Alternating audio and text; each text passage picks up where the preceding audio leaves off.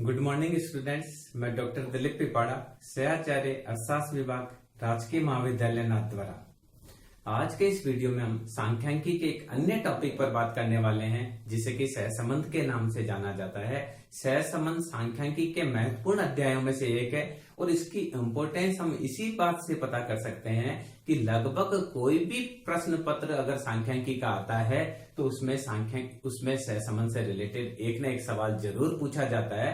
तो इसी से आप अंदाजा लगा सकते हैं कि यह टॉपिक सांख्यिकी के लिए कितना महत्वपूर्ण है। तो हम इस वीडियो में ये जानेंगे कि सहसंबंध किसे कहा जाता है, सहसंबंध के क्या क्या कौन कौन से प्रकार होते हैं, सहसंबंध को किस प्रकार से मापा जाता है और सहसंबंध को मापने की कौन कौन सी रीतियां हैं। तो इस सबसे पहले हम ये जानते हैं कि सहसंबंध कहा किसे जाता है।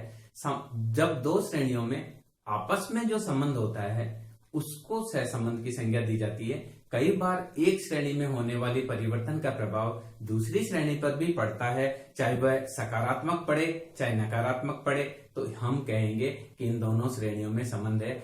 उदाहरण के लिए कोई वस्तु की कीमत जैसे जैसे बढ़ती चली जाती है, मांगी जाने वाली मात्रा उस वस्तु की घटती चली जाती है, तो हम ये कह सकते हैं कि वस्तु की कीमत और मांगी जाने वाली मात्रा आपस में सहसंबंधित है।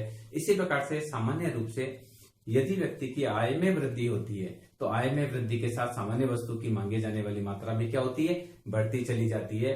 इसी प्रकार से जैसे जैसे वर्षा की मात्रा और गेहूं के उत्पादन में भी आपस में कोई रिलेशन होता है, तापमान और गेहूं के उत्पादन में भी रिलेशन होता है। इस प्रकार से कई श्रेणियां ऐसी होती है जिनमें आपस में संबंध होता है। संबंध समान दिशा में भी हो सकता है और आपसी संबंध विपरीत दिशा में भी हो सकता है। पर यदि एक श्रेणी में होने वाले परिवर्तन का प्रभाव दूसरी श्रेणी पर पड़ता है तो हम कहेंगे कि दोनों श्रेणियां आपस में सहसंबंधित है।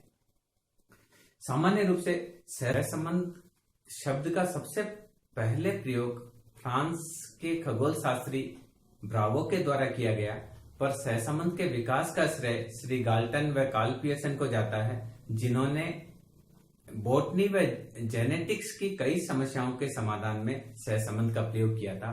सही मायने में सहसंबंध के माध्यम से जो अनुमान लगाए जाते हैं वह बहुत ही अधिक विश्वसनीय होते हैं। इस कारण से सहसंबंध का प्रयोग प्राय अनुमान लगाने में भी किया जाता है, जब हमें ये पता चल जाता है कि दो श्रेणियों में किस प्रकार का सहसंबंध है। अगर दो श्रेणियों में पूर्ण सहसंबंध है, अर्थात ऐसी स्थिति में हम कह सकते हैं कि एक के बारे में हमको पता हो तो दूसरे के बारे में भी हम पता कर सकते हैं। उदाहरण के लिए अगर हमको ये पता हो कि तापमान में 1 डिग्री के परिवर्तन से गेहूं के उत्पादन में कितना परिवर्तन होता है, तो उसके आधार पर हम अनुमान लगा सकते हैं कि वर्तमान में अगर ये टेम्परेचर रहा है तो गेहूं का उत्पादन लगभग कितना होने वाला है। यह सहसंबंध इस कार्य में बहुत ही महत्वपूर्ण भूमिका अदा करता है। हम इसमें सहसंबंध के प्रकार के बारे में देखते हैं तो सामान्य रूप से सहसंबंध 3 प्रकार का होता है। पहला प्रकार होता है धनात्मक व ऋणात्मक सहसंबंध, दूसरा हम इसमें लेंगे रेखीय व वक्रीय, और तीसरी हम बात कर सकते हैं सामान्य सहसंबंध कौन सा है, आंशिक सहसंबंध या बहुगुणीय सहसंबंध। तो सबसे पहले हम चर्चा करते हैं धनात्मक सहसंबंध किसको कहते हैं। What is positive correlation.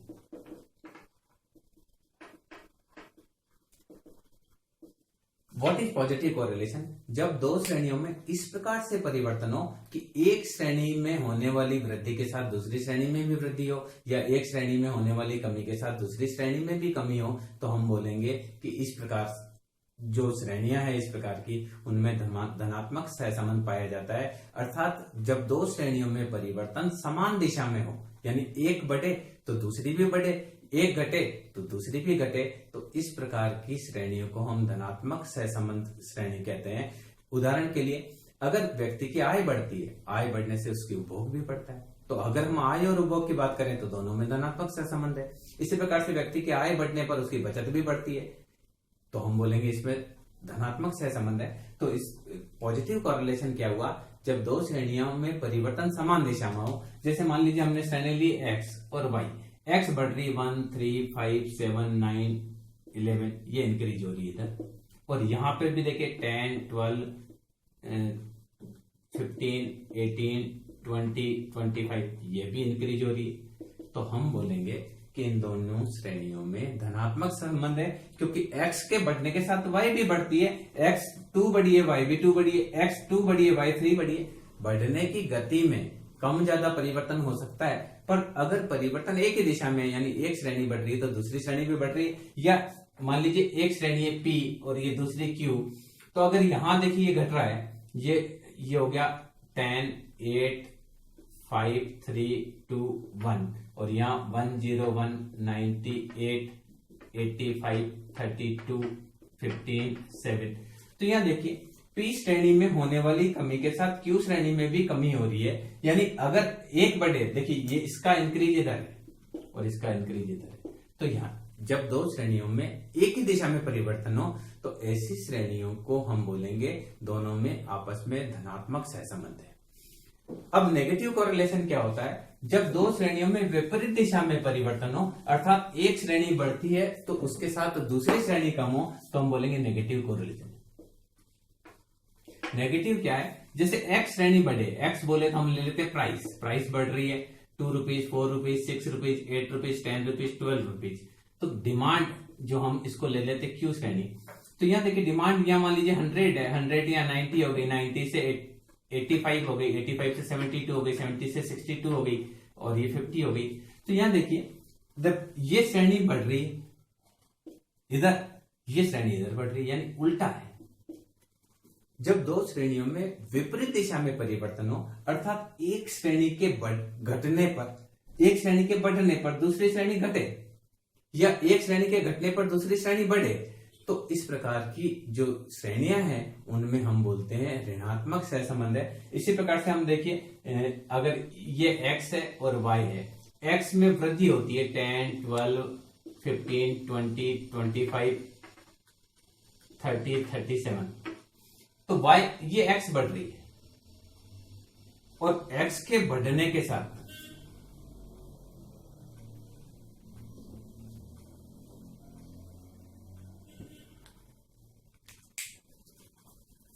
यदि x श्रेणी में कमी होती है जैसे 10, 9, 8, 5, 3, 2 और y श्रेणी बढ़े 100, 120, 127, 135, 147, 150, तो ये श्रेणी इधर बढ़ रही है और ये श्रेणी इधर बढ़ रही है।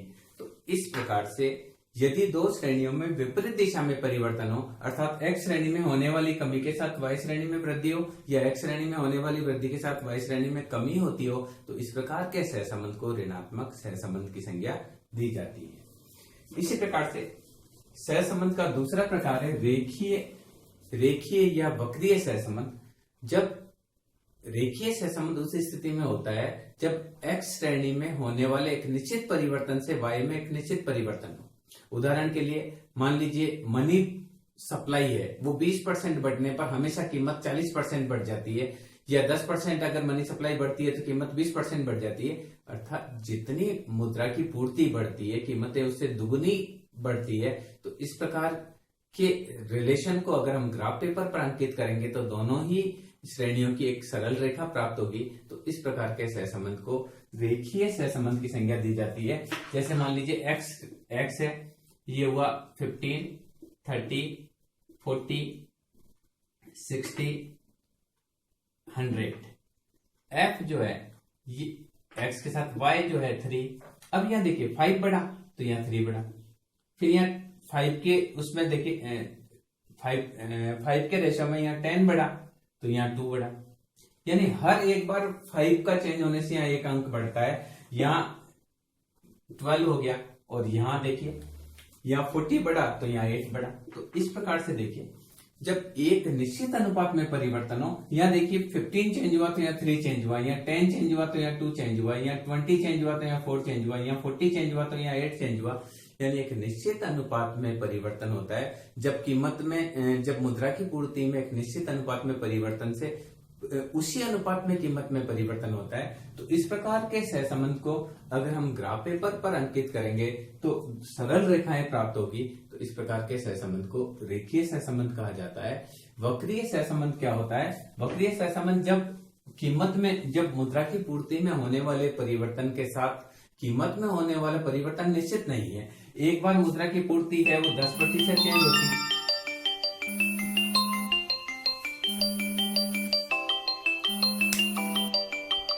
कहते हैं जब एक्स और वाई दोनों श्रेणियों में परिवर्तन की दर समान न हो। उदाहरण के लिए मुद्रा की पूर्ति में यदि 10% परिवर्तन होता है तो कीमतों में 10% का भी परिवर्तन हो जाए, कभी 9% ही रहे, कभी 8% रहे, कभी 20% हो जाए, कभी कीमतें 40% परिवर्तित हो जाए। तो इस प्रकार एक्स और वाई श्रेणियों में जब परिवर्तन की दर समान नहीं होती है तो उनको हम ग्राफ पेपर पर अंकित करते हैं, तो हमें रेखा के स्थान पर वक्र प्राप्त होता है। तो ऐसी स्थिति को हम वक्रीय सहसंबंध कहेंगे। एग्जाम्पल के लिए देखिए, मान लीजिए एक्स है, ये हर 10 में चेंज हो रहा है, 10, 20, 30, 40, 50, 60। और वाई श्रेणी जो है, यहाँ 1 से 2 हुआ यानी 1 चेंज हुआ, यहाँ 5 हुआ यानी यहाँ 3 चेंज हो गया, यहाँ 8, यहाँ 9 हो गया यानी 4 चेंज हो गया, फिर 9 से 12 हो गया, 3 चेंज हुआ, फिर 13 हुआ यानी 1 चेंज हुआ। देखिए यहाँ एक फिक्स दर से चेंज हो रहा है, 10, 10, 10, 10, 10। पर यहाँ देखिए एक बार 1 का चेंज हुआ, एक बार 3 चेंज हुआ, यहाँ 5 चेंज हुआ, फिर 3 चेंज हुआ, फिर 1 चेंज हुआ। इस प्रकार से परिवर्तन की दर अगर असमान रहती है तो इनको हम ग्राफ पेपर पर अंकित करेंगे।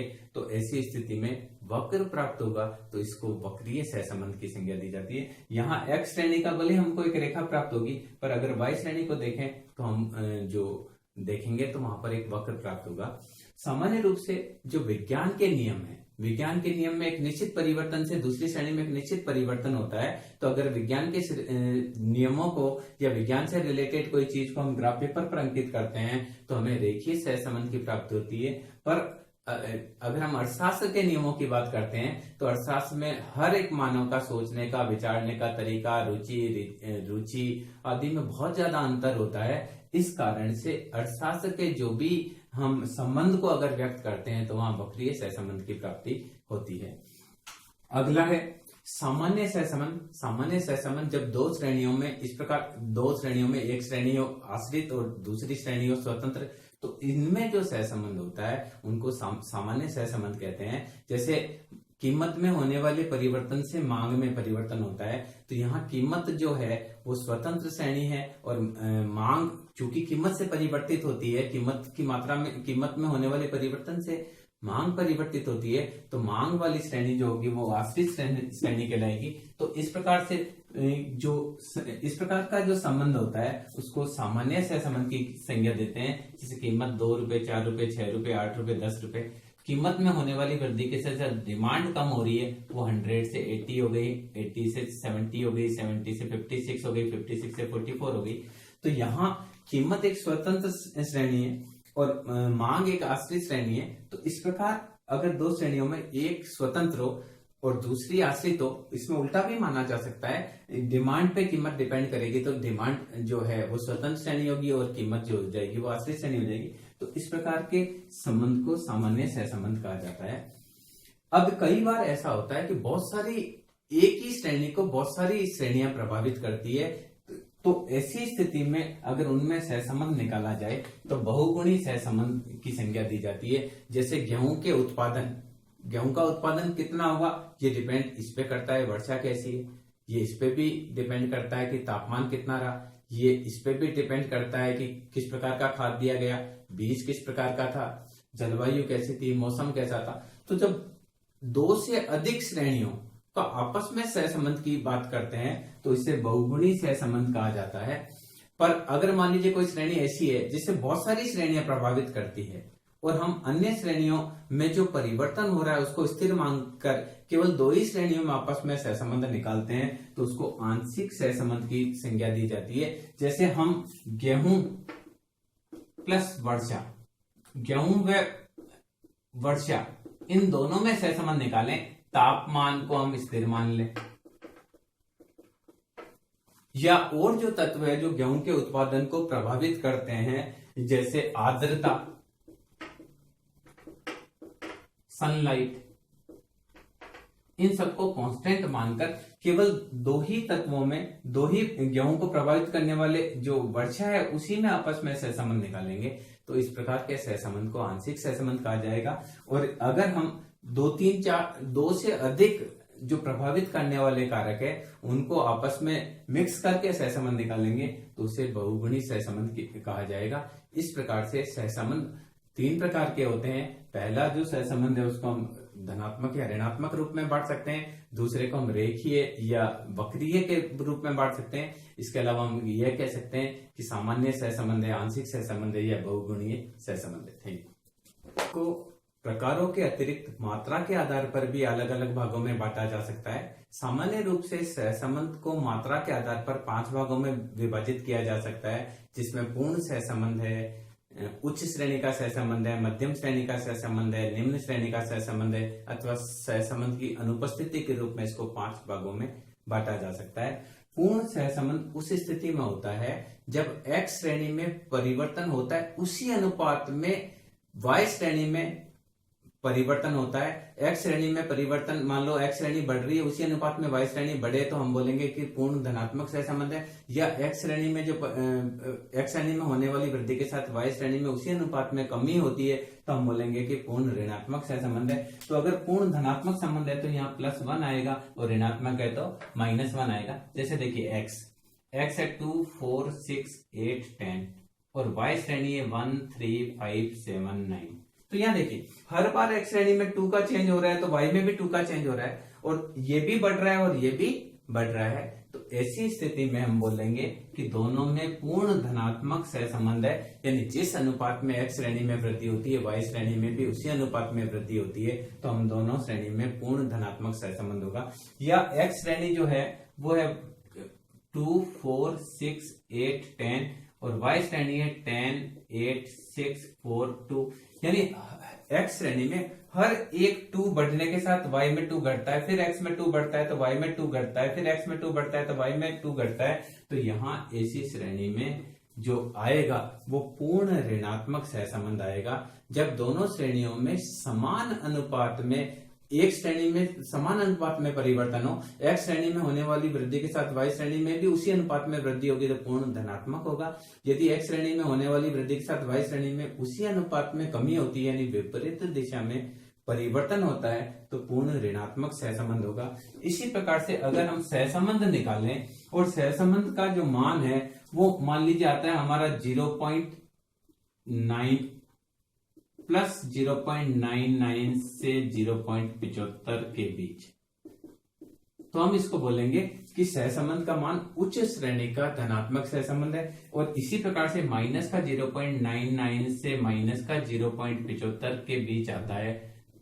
तो हम बोलेंगे उच्च श्रेणी का, दोनों श्रेणियों के मध्य उच्च श्रेणी का ऋणात्मक सहसंबंध है। अगर दोनों श्रेणियों के बीच में प्लस 0.25 से 0.75 के बीच आता है तो हम बोलेंगे दोनों ही श्रेणियों के बीच में मॉडरेट डिग्री का पॉजिटिव कोरिलेशन है। और यही अगर -0.25 से माइनस का 0.75 के बीच आता है तो हम बोलेंगे दोनों श्रेणियों के बीच में मॉडरेट डिग्री का नेगेटिव कोरिलेशन है।